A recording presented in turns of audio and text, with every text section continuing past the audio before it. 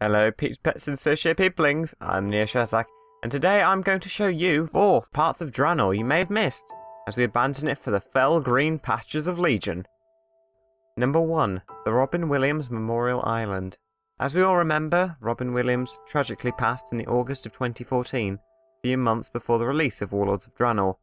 To honour his memory, Blizzard created a small islet south of Goregrande, where a genie appears, surrounded by nods to his most infamous roles, such as an elephant for Jumanji, an alien spaceship of sorts for his role as Mork from Mork and Mindy, and others.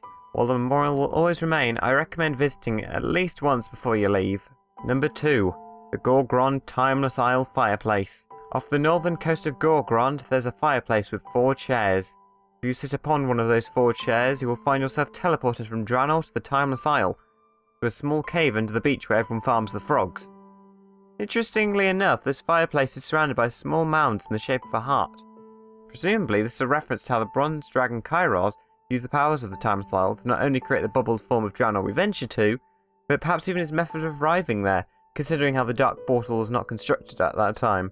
Number 3. McHale in Shadowmoon. Out of the way in Shadowmoon Valley, a painter named McHale sits over the landscape, quietly painting.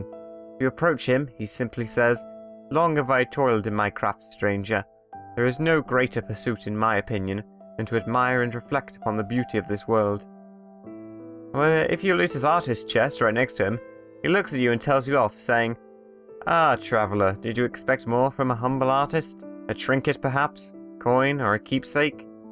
Just look in front of you. The true treasure is the beauty of this moment."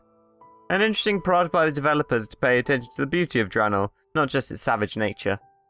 And lastly, the Fellsworn Deserter. Near the entrance to Tanaan, a dead Iron Horde orc can be found lying with a chest of stolen loot and a single message clutched in his hand.